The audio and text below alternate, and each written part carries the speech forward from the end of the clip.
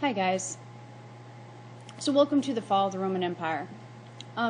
You will be asked to write an essay on the fall of the Roman Empire. So as we move forward through today and through the next couple of days, be watching for reasons that the Roman Empire falls. You can see right here at the bottom that it's already given you a heads up that there are going to be some internal problems. And so watch for those. What are they?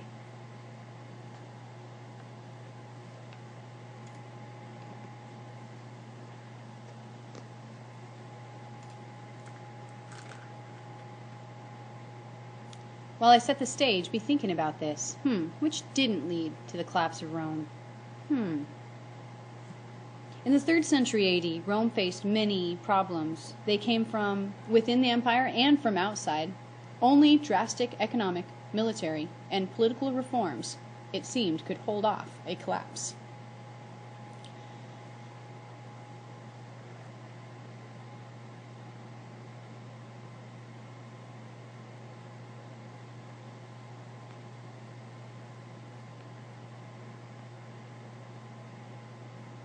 Pirates don't necessarily lead to the collapse of Rome, but I do have to say that there were pirates quite active in the Mediterranean during the time period. We're going to talk about those: the land wearing out, a rampant inflation, and hostile tribes, including the Huns.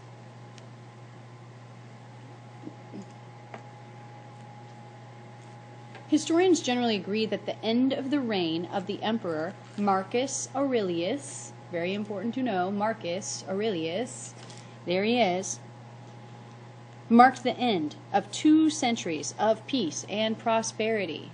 Please make sure that you highlight that name, Marcus Aurelius. That ended the period of time known as the Pax Romana. The rulers that followed in the next century had little or no idea of how to deal with the giant empire and its growing problems, and as a result, slowly but surely, Rome began to decline.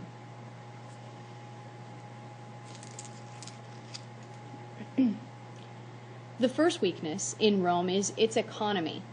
During the 3rd century AD, several factors prompted the weakening of Rome's economy. There were hostile tribes outside of the empire, and this is disrupting trade.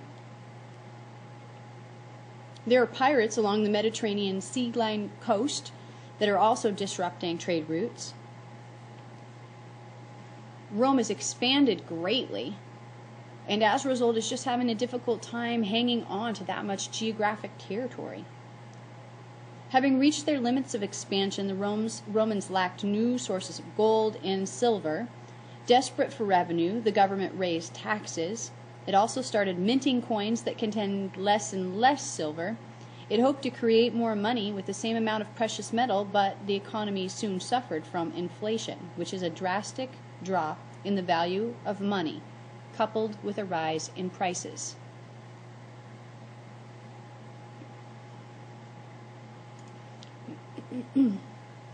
In addition, agriculture faced equally serious problems. Harvests in Italy and Western Europe became increasingly meager because overworked soil had lost its fertility. What's more, years of war had destroyed much of the farmland, and eventually serious food shortages and disease spread, and the population began to decline. Reach for the sky!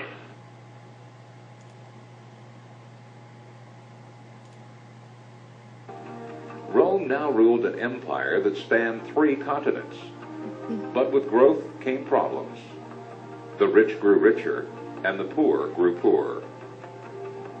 It was clear that reforms were necessary.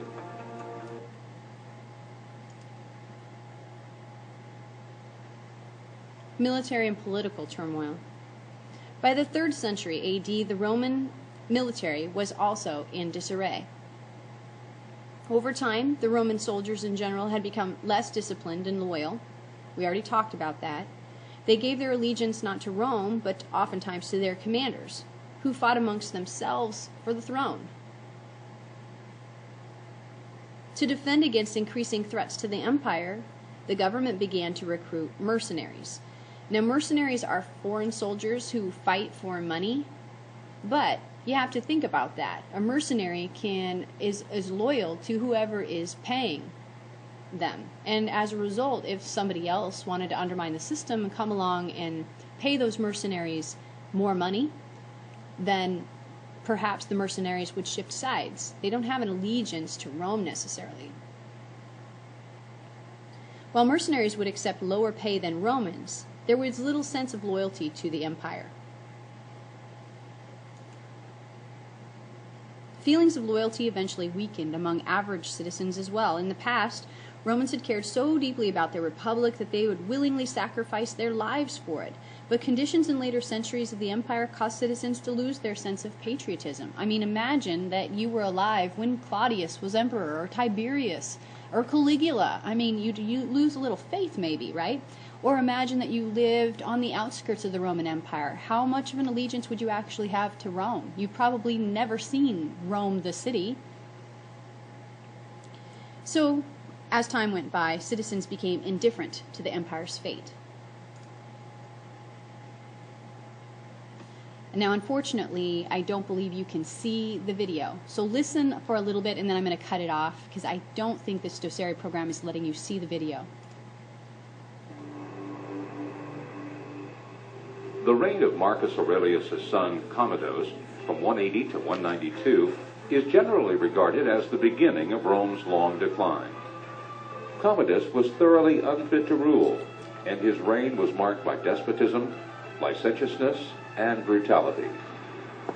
There were other emperors like that as well. The Emperor Commodus could be tolerated for years so long as he allowed the bureaucracy to do its own thing. When, however, he was felt to be dangerous, and it is said that on New Year's Eve of 192 he was preparing to execute a number of senior officers in his own palace, they got together and poisoned him, and when it looked like the poison wasn't going to work, they had a professional wrestler strangle him in his bed. Well, let's leave it off at that. Now, at the end of this video clip, they do talk about mercenaries, and I think you can think about that for yourself as to whether a mercenary is, if that's a good deal for the Roman Empire or if that's a real risk.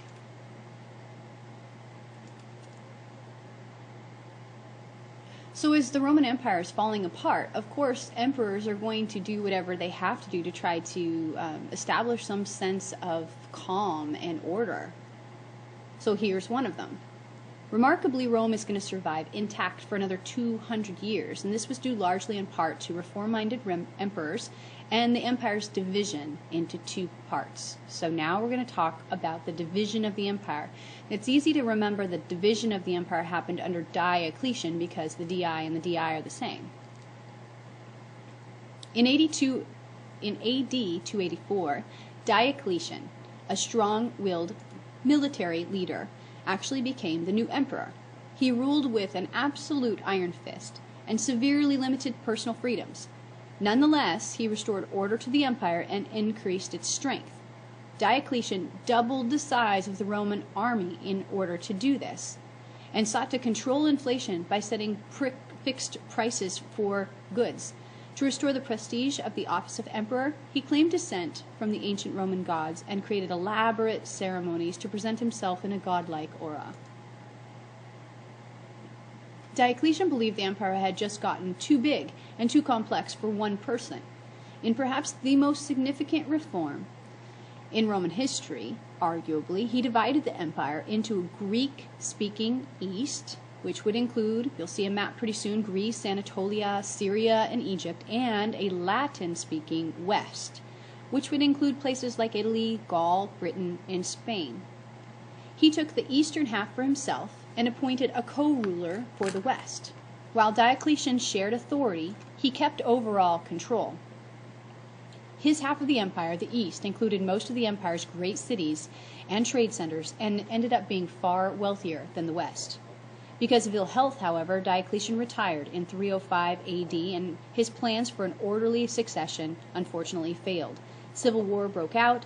By 311, there were 4 different rivals competing for power, and among them was an ambitious young commander named Constantine, the same Constantine who would later end the persecution of Christians. So let's take a look for just a second at the division of that empire we just talked about.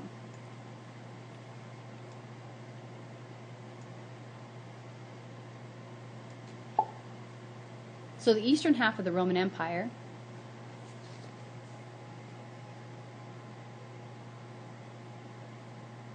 is here, and like I said, includes Greece, Anatolia, Syria, and Egypt, and the western half obviously is over here, and includes Italy, Gaul, otherwise known as France, Britain, and Spain.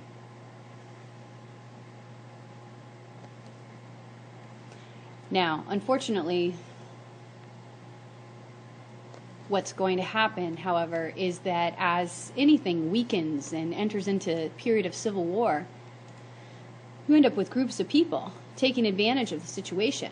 And so look at all these different groups that are going to begin to invade: the Burgundians, the Franks, the Huns. The Franks, by the way, that's where France gets its name.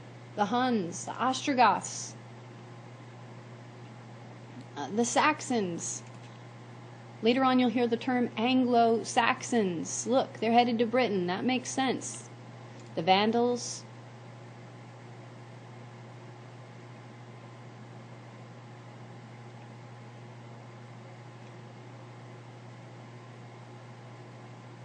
Oh, look at how far those Vandals are going.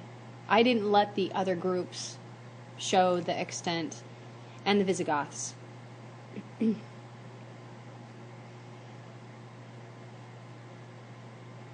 So when I click show all, take a look. I mean, all of these invading forces are, it's kind of interesting. There are going to be more attacks on the Western Roman Empire, and that's why, in part, it's going to fall apart while the Eastern remains stronger. Go back again, though, and remember that the Eastern Roman Empire was also, had some of the larger cities and was wealthier from the beginning. Say goodbye to the map. Okay, now let's get back to Constantine. Constantine gained control of the western part of the Empire in 312 AD. That date should sound familiar because we already talked about Constantine, and in 312 AD he also, in the process of his fighting these rival powers for control, is where he had the vision of the cross, with the crosses on the shields, and lo and behold wins the battle and converts to Christianity, and then issues the Edict of Milan, or the Edict of Toleration, which ends the persecution of Jews.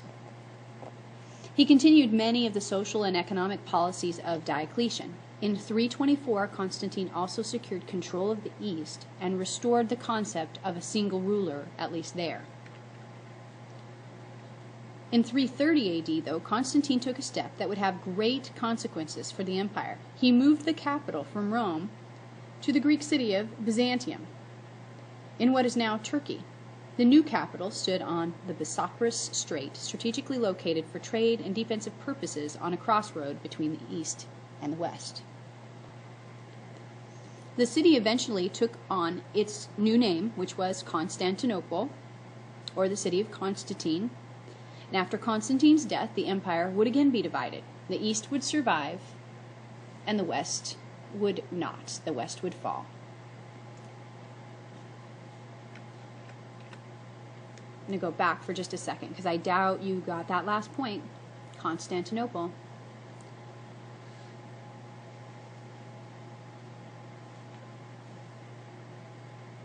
The Western Empire is going to now crumble. The decline of the Western Roman Empire took place over many years. Its final collapse was the result of worsening internal problems, separation of the Western Empire from the wealthier eastern part, and, of course, those invasions that we just took a look at.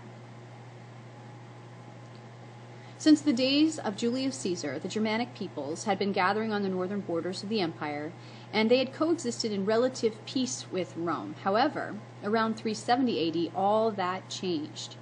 There was a fierce group of Mongol nomads from Central Asia, called the Huns, that moved into the region and began destroying all in their path. In an effort to flee the Huns, so remember that map, some of those people that are coming into Rome are actually just trying to get away from the Huns. They're running away from the Huns, but in the process, They are trying to find space, carve out space for themselves, and they need resources, so in effect it's almost like they're attacking Rome. In an effort to flee from the Huns, the various Germanic peoples pushed into Roman lands. The Romans called the invaders barbarians, a term that they used to refer to all non-Romans. And they kept moving through the Roman provinces of Gaul and Spain, and, as you saw on the map, even into North Africa. The Western Hemisphere was unable to field an army that could stop them.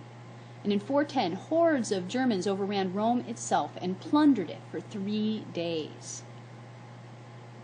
Meanwhile, the Huns, who were indirectly responsible for the Germanic assault on the empire, became a direct threat. In 444, they united for the first time under a powerful chieftain named Attila. You'll see a video clip of Attila as a child, and it will paint this image. He's almost like Alexander the Great in that he survives off on his own, not that that's the same, but was also a great horseman like Alexander the Great. With his 100,000 soldiers, Attila terrorized both halves of the empire. In the east, his armies attacked and plundered 70 cities. They failed, however, to scale the high walls of Constantinople. The Huns then swept into the west, and in 452 AD, Attila's forces advanced against Rome, but bouts of famine and disease kept them from actually conquering the city. Although the Huns were no longer a threat to the empire after Attila's death in 453, the Germanic invasions continued.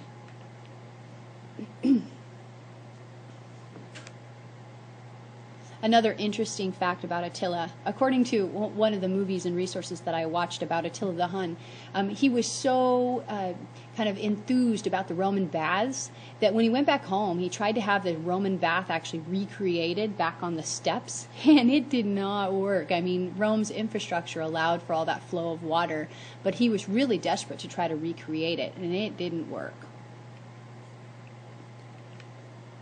An empire no more. The very last Roman emperor was a 14-year-old boy named Romulus Augustulus, and he was ousted quite easily, he's 14, by German forces in 476. After that, no emperor even pretended to rule Rome and its western provinces. Roman power in the western half of the empire disappeared. The eastern half of the empire, though, this is important, the eastern half is going to thrive. It's going to be called the Byzantine Empire. And it not only survived, but it flourished. It preserved the great heritage of the Greek and Roman culture for another 1,000 years. The Byzantine emperors ruled from Constantinople and saw themselves as heirs to the power of Augustus Caesar. The empire would endure until 1453, when it will fall to the Ottoman Turks. Even though Rome's political power in the West ended, its cultural influence did not. Its ideas and customs and institutions influenced the development of Western civilization and continue to do so today.